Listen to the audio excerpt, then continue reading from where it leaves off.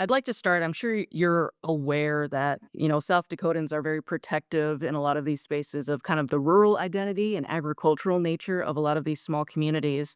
And I know that you're not a stranger to rural America. So I wondered if we could just start with you sharing just a bit of your background, where you grew up, and your relationship to rural communities. Sure. So I grew up in a small town in Idaho. I actually grew up on a potato farm, so a little bit outside of town. The town was about 200 people of my graduating class in high school. I believe it's 24 people. So I grew up in the same type of community in which we're building a lot of our projects in North Dakota, and have a really good feel for how small communities work. And it's actually a really big point of pride for me to bring the leading edge, the real cutting edge of technology and the opportunity that that brings to small rural communities, just like the way I grew up. When I grew up, we were, I would say our town was one of the last ones in America probably to get high speed internet. And so that was kind of, I grew up through that. We had dial up. I think my parents had dial up internet till 2015. So we were really left behind in what was happening as far as the technology evolution in the world. And so to be able to be actually on the front line of that and bring the benefits and the large benefits that we bring and how well they integrate into the communities in which we work in, it's been a real source of pride for me and kind of a full circle moment. And finding what fits really perfectly for small communities. So we don't have a big disruption, just a small enhancement. I would say a big enhancement actually, in the benefits that we bring. Right.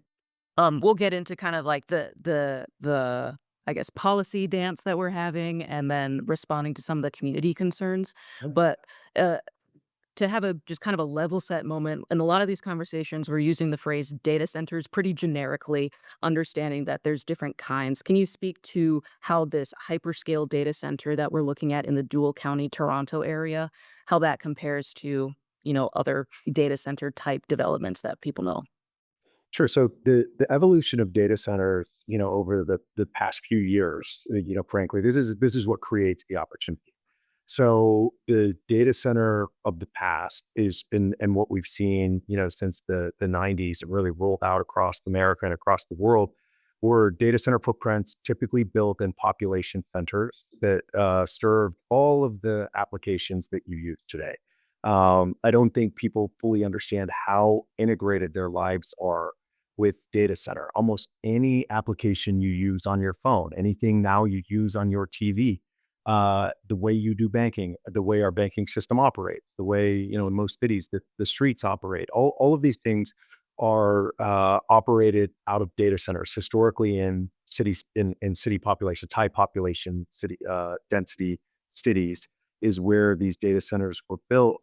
And now as we move to the next evolution of compute focused data centers, so we call them HPC or high performance computing.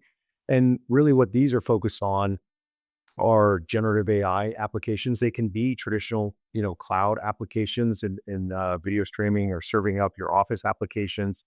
They can do actually both of those things, but the uniqueness of this workload allows us to go to more rural locations, more remote locations, because the latency requirement is not as stringent as it was in the previous generation of data centers. So two things have happened. We were able to go to different locations, which is what you're seeing with how our company is building. So we're building two locations in North Dakota, and then the other part of it is the data center scale is typically, bigger from a power perspective, not necessarily from square footage, because you actually use more power per square foot inside the data center than you have historically. But from a power perspective, the footprint has gone much, much larger. So if you roll back, 5 or 10 years ago, a 10 or 20 megawatt data center was actually a pretty large data center build. But now we're looking at, 100 plus megawatt data center builds in these locations, and even potentially larger than that, because that's the way the world is going. But it's a more recent phenomenon, just in our ability to move this type of infrastructure into the locations that we're moving it into. Right. And to that end, this Toronto area, Toronto, also a town of about 200 people. Can you speak a bit more to what makes a space like that attractive for your business as a potential development site?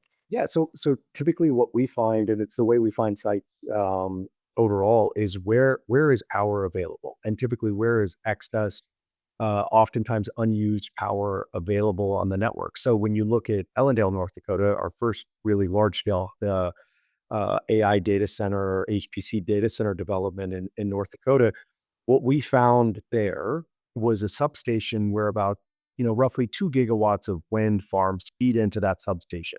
And when the wind is blowing, there's actually not enough transmission capacity to take all of that power to an end user. And so oftentimes what you would see there before we arrived is the owners of the wind farm would run the node negative from a pricing perspective, and then they would curtail the wind turbines. So you would have basically all of this either electricity generation that went unused or potential electricity generation that went unused after they curtailed the wind turbines.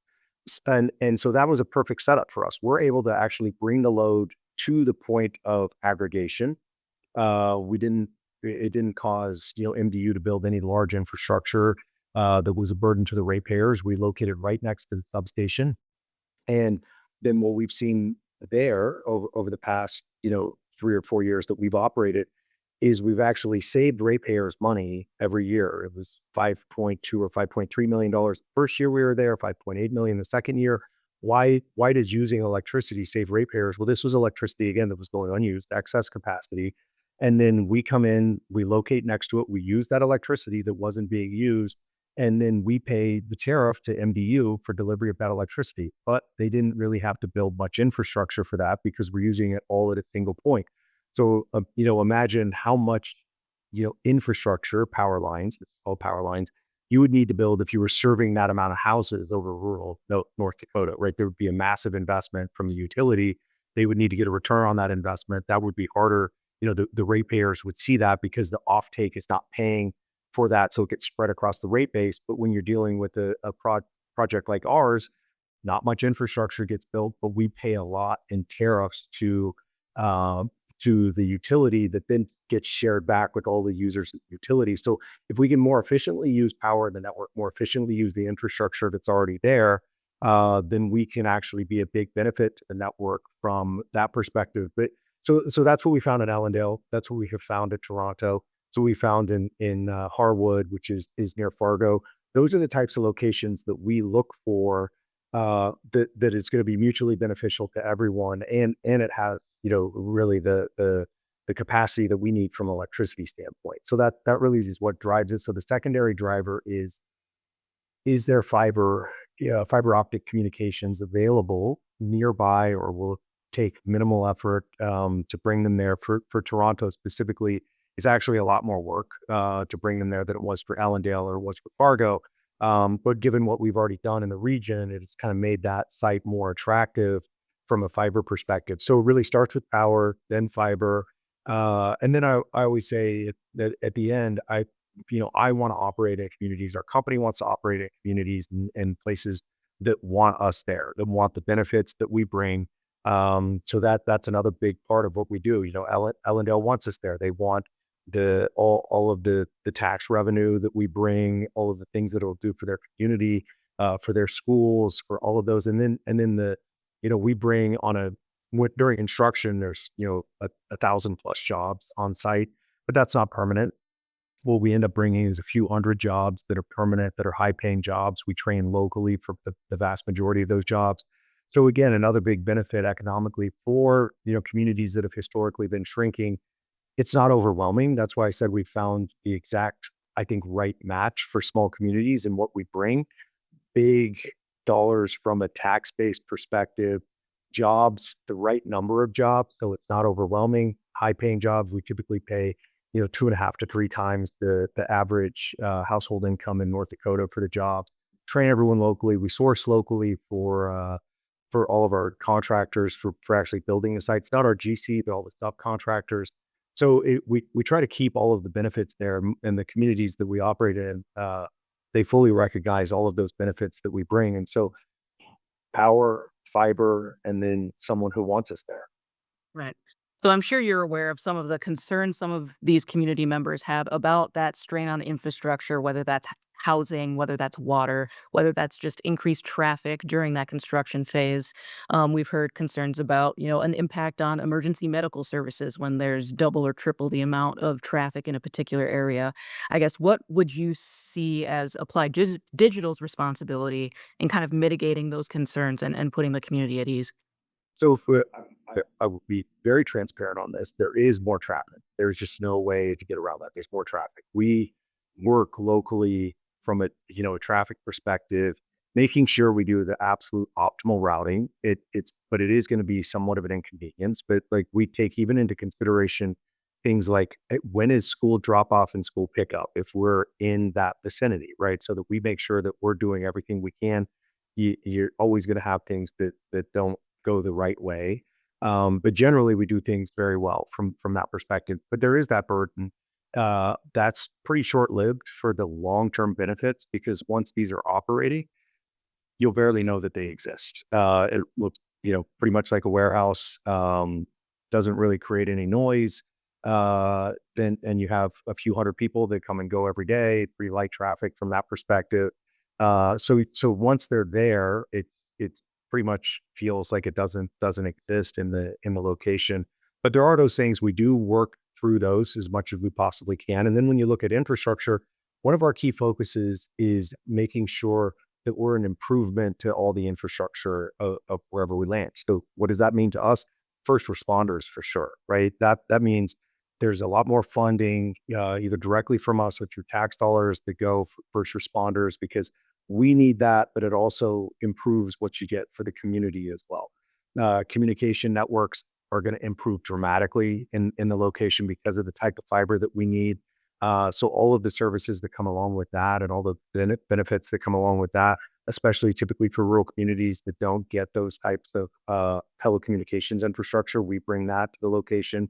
And then, on the electricity side, like I said, what we've worked with them to just cite what we've done previously, we've been a benefit to the system. And then the type of installations that we build actually are really unique because they have full backup power redundancy on site.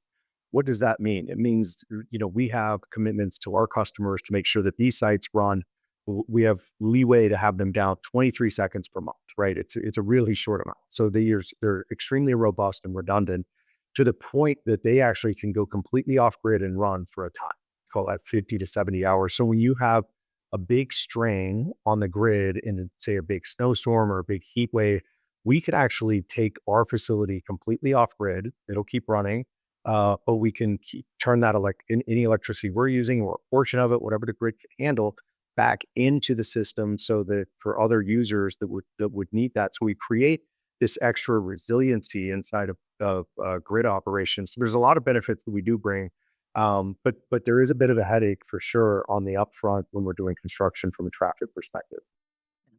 And less so from some of this, but still a concern I'm hearing is just these for most folks, these data centers are so new. What's the real long-term future that we see for this industry, especially with some viral headlines about the AI bubble is going to burst and things like that? How do you respond to those concerns? Yes. So it's really important. I think about those things all the time. What we do for these facilities to mitigate that is we sign long-term contracts with highly credit rated customers. So some of the biggest companies in the world, best credit ratings in the world. And we sign what we've signed in Ellendale and what we have signed in Harwood are 15-year non-cancelable contracts. And then they'll have renewals, in some cases, 10 years worth of renewals. In some cases, it can be 15. So the way we protect against that is long-term, non-cancelable contracts for that 15-year time frame. And to get that kind of visibility in life in general, right? But especially in the tech world, is really what creates that stability. Right. Um, All right, here's the public policy piece. We've heard a lot this legislative session in South Dakota about a need for sales tax exemptions on the material that goes into these data centers, servers, things like this, that is absolutely necessary to attract this industry to South Dakota. And I'm sure you're aware we've got some legislative leaders who say, but we already have, when it comes to corporate income tax and different things like this, that we might already be attractive to these businesses. Explain to us, please, why the sales tax piece is critical for this industry.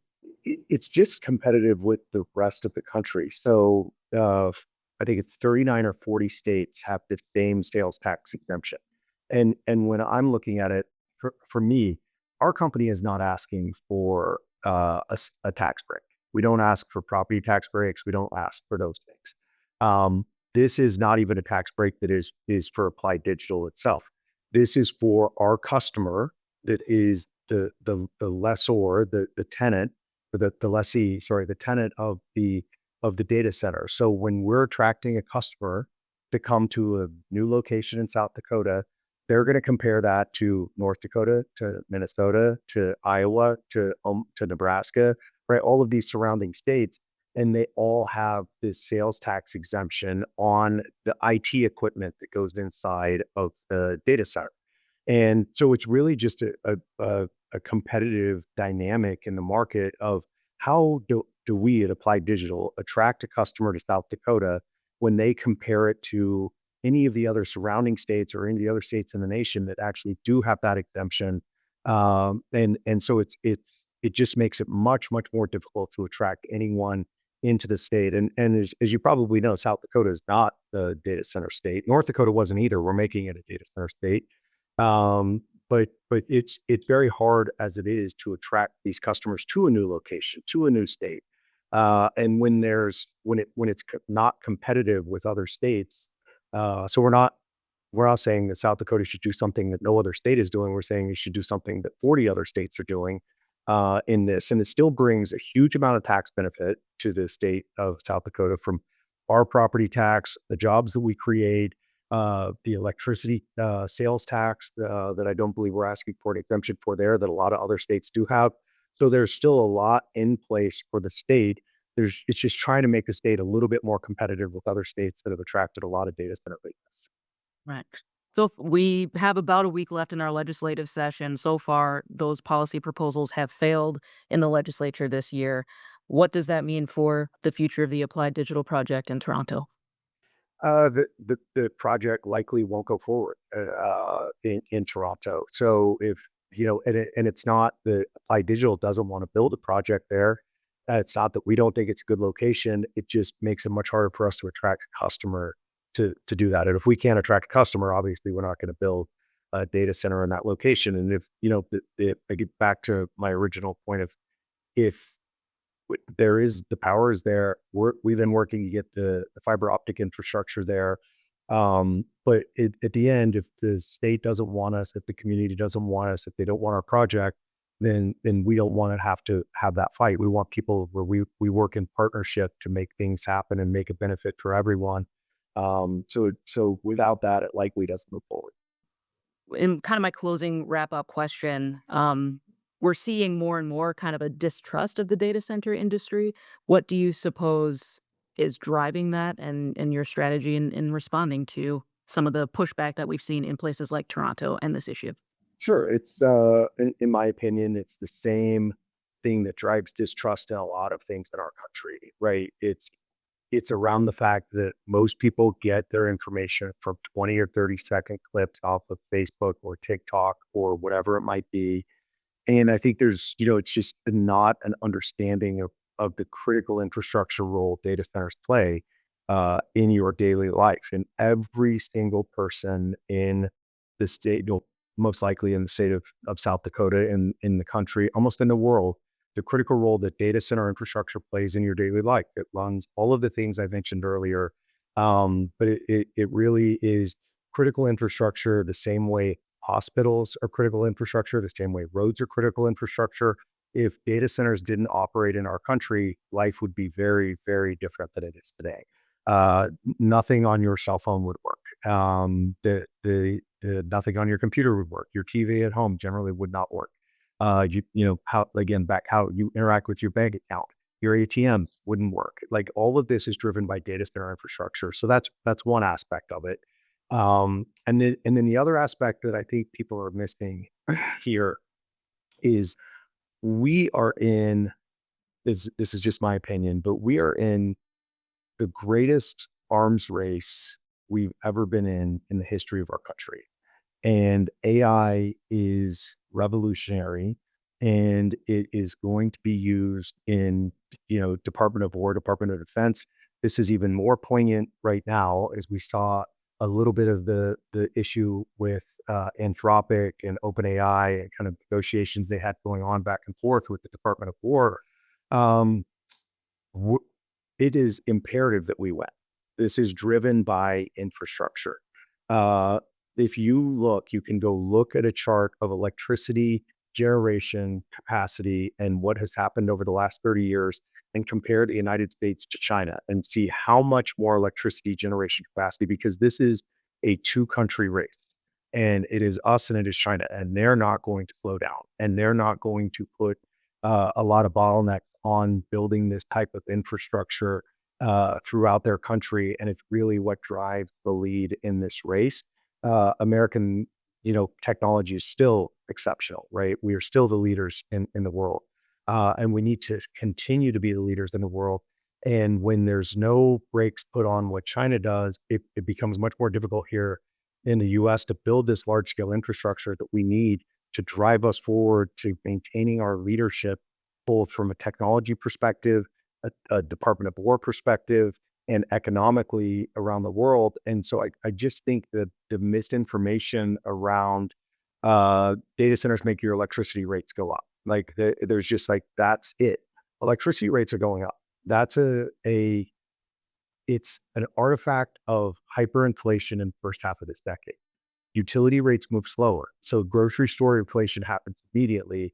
Utility rates happen over years. If there are no data centers built in the United States, zero, your electricity rate is going to go up. Building data centers allows you to build additional generation. It allows you to use infrastructure more effectively. It allows you to make your grid more resilient, and it actually can stabilize energy prices. And so this demonizing of X equals Y of data centers making rates go up is really a big amount of misinformation, but it's gained a huge amount of traction. It's actually the force that can stabilize electricity rates for South Dakota, for North Dakota, and we're working really diligently to make sure that we play our part. We're in process. We pay more than our share. We do that at Allendale. We're doing that at Harwood, and then we create this long-term demand base that utilities can plan a lot of generation around and a lot of infrastructure upgrades around, because we're there paying so much, to the utility as a customer. We don't get subsidized, for electricity in any way, shape, or form. So that misinformation is really harmful, not just to our industry, but to the country at large, given kind of the stakes or what's at stake in this race. I want to say again, I really appreciate your time and your thoughtfulness in these answers. Is I want to open the door one last, shout out if there's anything else that you want to make sure to leave South Dakota audiences with. Our company, we've created a great reputation in the state of North Dakota. The one of the big driving factor or mantra inside of our company is we do things the right way. And the right way means a lot of different things. But it means that we pick our sites correctly. We become a benefit to the grid where we are. We're a big benefit to the community. We serve our customers extraordinarily well, because we won't have a business if we don't do that. We build buildings that are as future proofed as we can possibly make them. So we do everything we try to do is we do it the right way. And that means that the community in which we operate is a huge beneficiary of the big economic development that we bring to the community. And we make sure that that happens. And if you talk to the mayor of Ellendale, you'll know that that happens. If you talk to the mayor of Harwood, you'll know that that happens. But it's a big part of what we do, and back to where I came from. It's really important to me that we do make these communities better, and they do see the benefit from what we're doing, and the state overall sees the benefit, and the region sees the benefit. because there's so much with this type of large scale infrastructure that a lot of benefits to be derived. So we make sure that that happens. That'll do it for me. I really appreciate your time, and thanks again.